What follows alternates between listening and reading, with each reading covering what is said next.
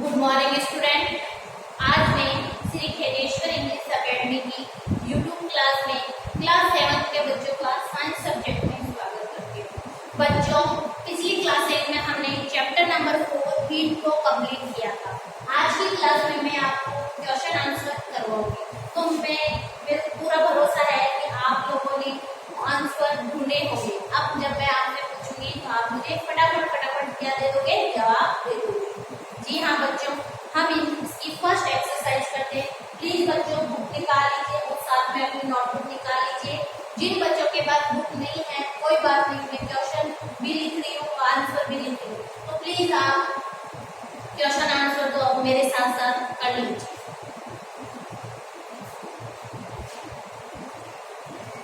देखो बच्चों, हमेशा की तरह हमारी फर्स्ट एक्सरसाइज ए जो होती है वो किसकी होती है? एमसीक्यूज की होती है, जिसमें हमें टिक लगाना होता है। तो हमारा क्वेश्चन है टिक द करेक्ट आंसर, है ना? The correct answer. ओके बच्चों, ये हमारा है फर्स्ट एक्सरसाइज का क्वेश्चन। इसमें हम सबसे पहले फर्स्ट क्वेश्चन लिखेंगे। हमेशा की तरह आपको सारे ऑप्शन पढ़ने हैं, उसके बाद ही जवाब देना है, जल्दबाजी नहीं करनी है और जिस तरह से मैं लिखी हूँ वैसे ही आपकी कॉपी में होना चाहिए।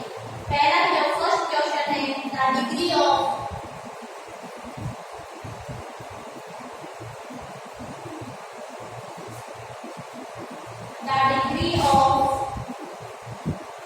हॉटनेस और coldness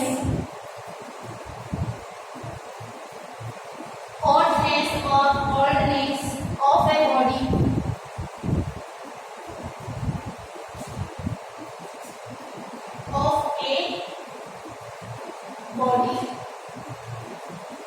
is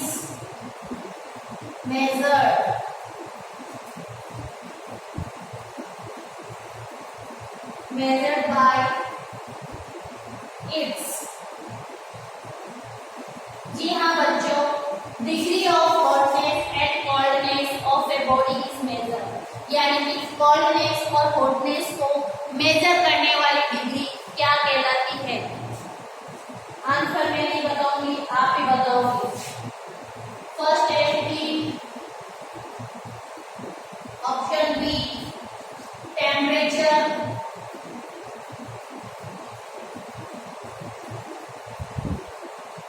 option C conduction,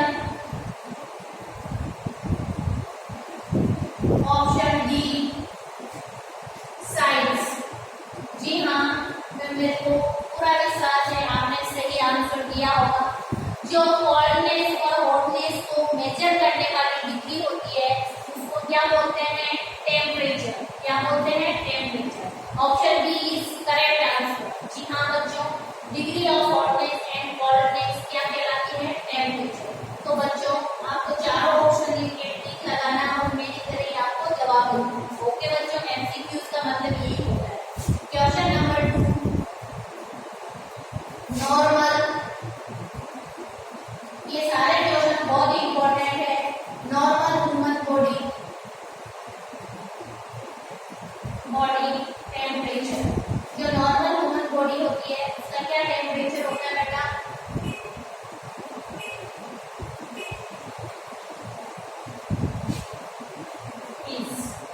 है ना?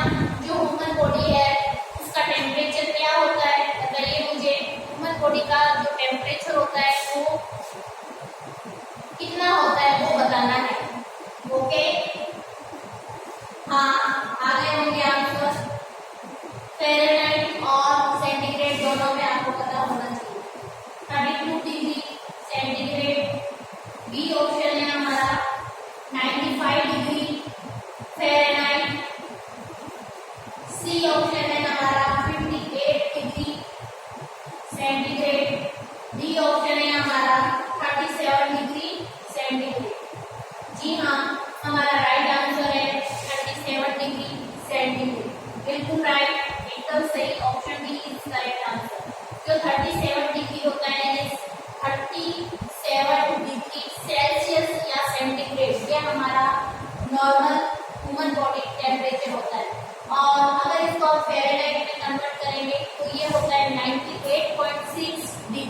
फ़ारेनहाइट। जी हाँ बच्चों, ये हमारा सेकंड का आंसर है। प्लीज आप दोनों को नोट डाउन कीजिए, फिर मैं थर्ड क्वेश्चन की ओर बढ़ती हूँ।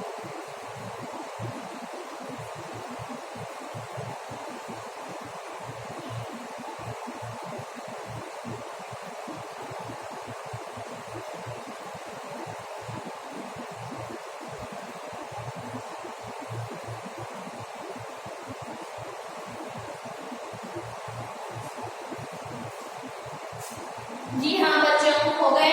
अगर नहीं हुआ है प्लीज वीडियो को रोकिए और आंसर लिखिए। रफ कर दूं? ओके, फर्स्ट क्वेश्चन को मैं रफ करती हूँ, सेकंड आप कर लीजिए, इसको मैं बाद में रफ करूंगी।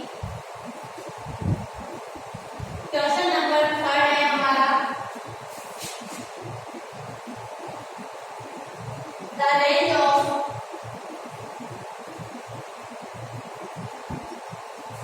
a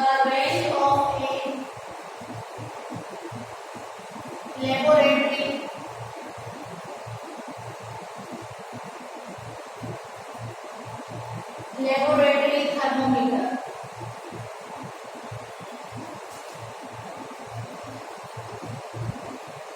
मीटर इज, देखो बच्चों, जो लेबोरेटरी थर्मोमीटर है इसकी रेंज पूछ रहा है, तो आपको ये पता होना चाहिए कि कौन किसकी रेंज पूछ रहा है। लेबोरेटरी, जो क्लिनिकल थर्मोमीटर होती है उसकी रेंज अलग होती है, तो और जो लेबोरेटरी है उसकी रेंज अलग होती है। ठीक है, ऑप्शन ए -10 डिग्री सेंटीग्रेड +110 डिग्री सेंटीग्रेड। अगर मैंने प्लस लिख दिया तो भी अच्छी बात है, अगर मैं प्लस नहीं लिखती तो अपने आप नहीं पता होता कि ये प्लस में है। ठीक है, लेकिन ऑप्शन में प्लस है तो मैं लिख देती हूँ। Option B 10 degree centigrade to 100 degree centigrade. Option C 45 degree centigrade to 85 degree centigrade. Option D 35 degree centigrade to 45 degree centigrade या सेल्सियस। जी हाँ बच्चों, इसका जवाब दीजिए, आप सोचिए क्या होगा, फाइंड आउट कीजिए। बुक में सब कुछ दे रखा है, लेकिन उसके लिए हमें बुक को खोलना होगा और ढूंढना होगा। आया जवाब? बिल्कुल आ गया है, बहुत मेरे अच्छे बच्चों को। हमारा राइट आंसर है -10 डिग्री सेंटीग्रेड से लेके +110 डिग्री सेंटीग्रेड क्या होता है? लेबोरेटरी थर्मोमीटर का टेम्परेचर होता है। Option A is right answer या करेक्ट आंसर। तो ऑप्शन ए हमारा क्या है? राइट है। जी हाँ बच्चों, आपको आ गया है समझ में? -10 डिग्री सेंटीग्रेड से 110 डिग्री सेंटीग्रेड क्या होता है? लेबोरेटरी थर्मोमीटर का रेंज होता है। ठीक है, फोर्थ क्वेश्चन है हमारा, ट्रांसफर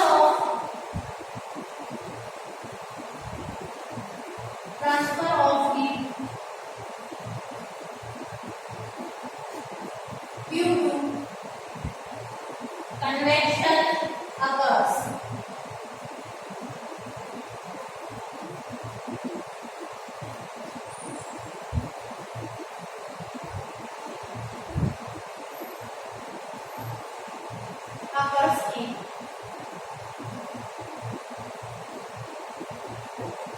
ठीक है, first A gases, option B solids, option C liquid, option D A and C. जी हाँ बच्चों, हमें हीट के ट्रांसफर के बारे में पूछा जा रहा है और कौन सा मेथड पूछा जा रहा है? कन्वेक्शन। तो कन्वेक्शन मेथड के द्वारा कौन सी मेथड की स्टेट में हीट का ट्रांसफर होता है? तो बच्चों, मैं बार बार बताती थी, जो कन्वेक्शन मेथड होता है वो होता है लिक्विड एंड गैस में। तो हमारे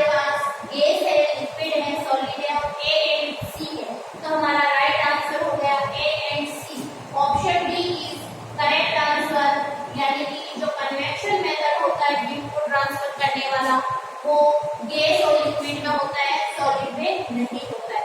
तो बच्चों ये हमारे 4 क्वेश्चन है, प्लीज आप इन दोनों को नोट डाउन कीजिए, फिर मैं 5th क्वेश्चन करवाती हूँ।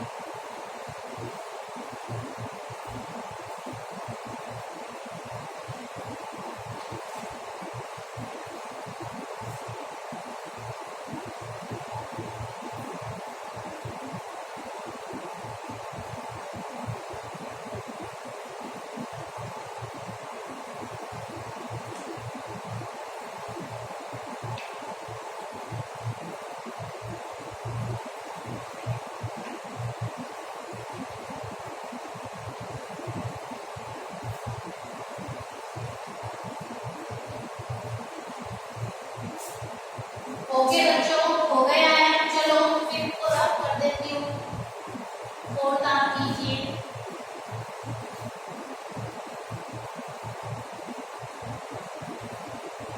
फिफ्थ क्वेश्चन है हमारा एमसीक्यू, जो कि लास्ट है। अब कंडेंसर का पूछ रहा है। कंडेंसर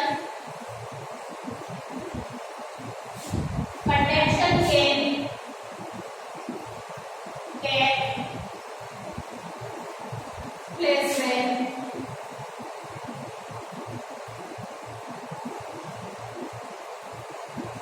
कंडेंसर कब होता है, किस जगह होता है? ऑप्शन ए, टू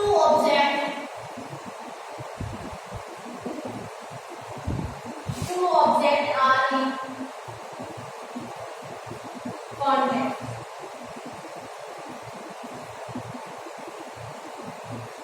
ठीक है,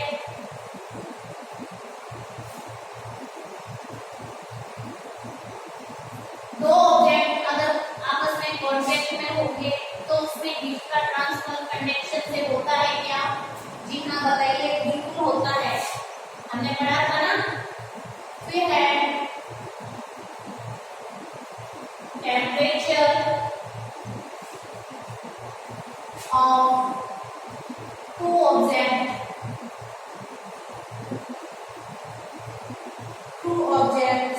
are not the same.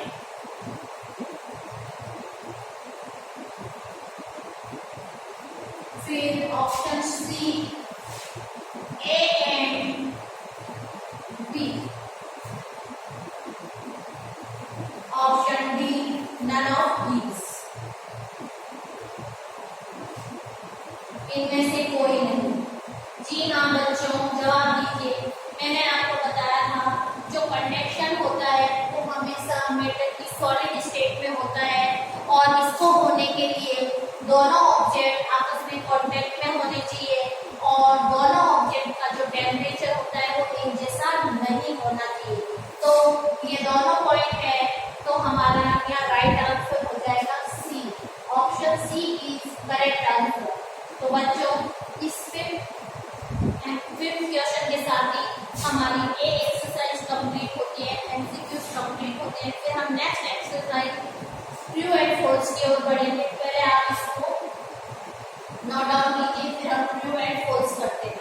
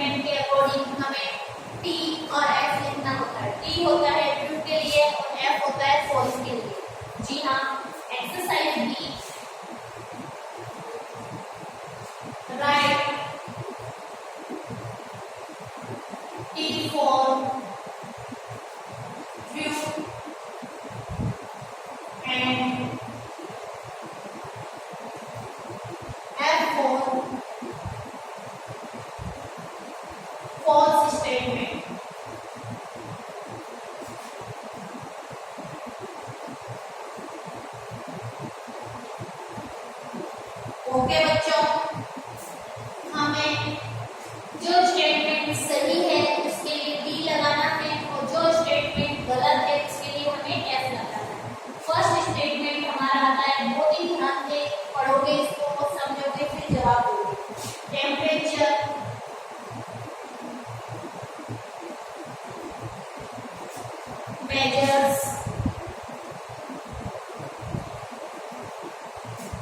measures the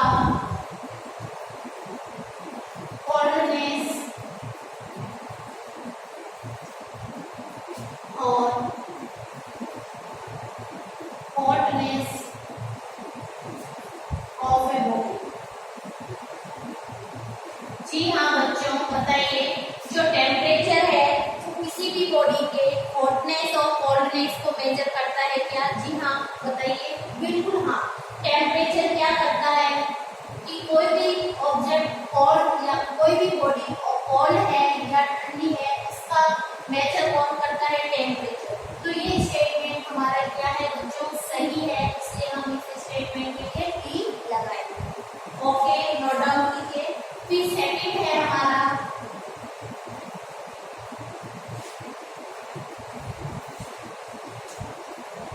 the primary mode of heat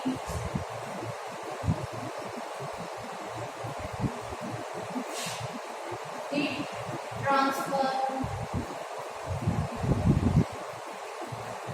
in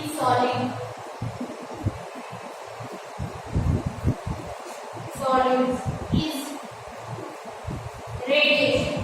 जी हाँ बच्चों, बताइए जो रेडिएशन है वो क्या प्राइमरी मोड है हीट के ट्रांसफर होने का सॉलिड के अंदर? जी हाँ, ये हमसे पूछ रहा है। हम ये तो जानते हैं जो रेडिएशन है वो मोड ऑफ हीट ट्रांसफर जो होता है, क्या ये सॉलिड के अंदर होता है? जी नहीं, सॉलिड के अंदर कंडक्शन होता है। ठीक है, ये किसके अंदर होता है? कंडक्शन होता है सॉलिड के अंदर। और heat of transfer in solid radiation नहीं होता है। रेडिएशन के लिए रेडिएशन को किसी भी मीडियम की जरूरत नहीं होती है, किसी भी मैटर की जरूरत नहीं होती है। तो ये हमारा स्टेटमेंट कैसा हो गया? फॉल्स हो गया। ओके बच्चों, थर्ड स्टेटमेंट की ओर बढ़ती हूँ। बच्चों, आपको समझ में तो आ रहा है मैं क्या कहना चाह रही हूँ? हर एक चीज को बार बार एक्सप्लेन करूँ ताकि आपको क्वेश्चन के आंसर करते वक्त ही आपको याद हो जाए। थर्ड है हमारा air from land towards sea is called land breeze।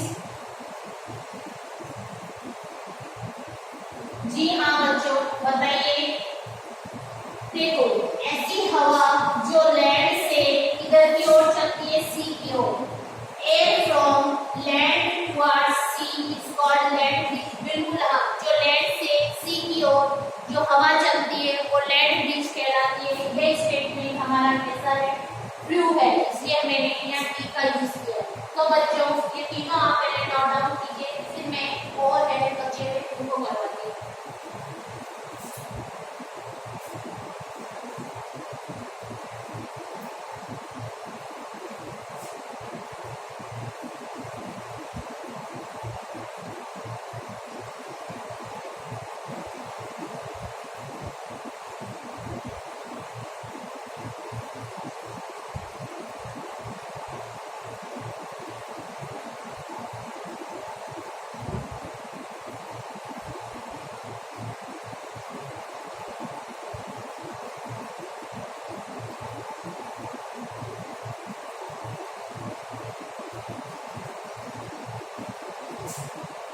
Okay बच्चों, हो गया है, रफ कर दो। ये सारे एक साथ ही रफ कर रही हूँ। नहीं हुआ है प्लीज वीडियो को रोकिए।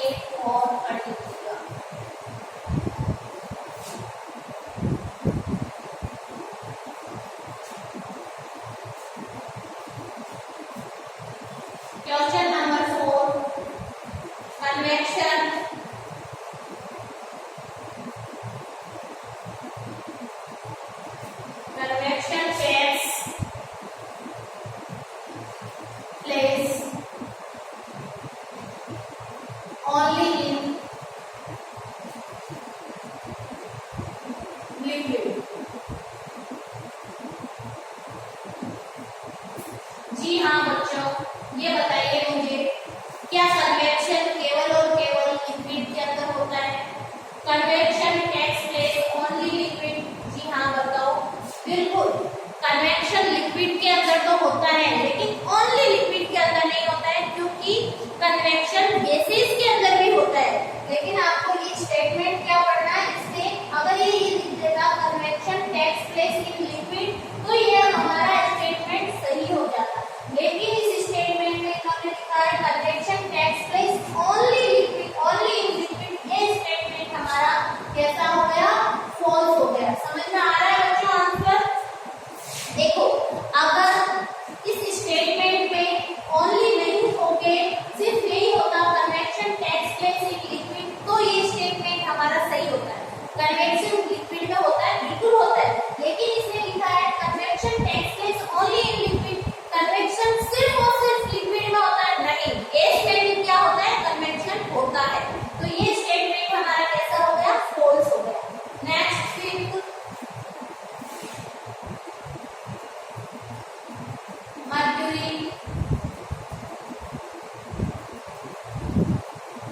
mercury is used, mercury is used as a thermometric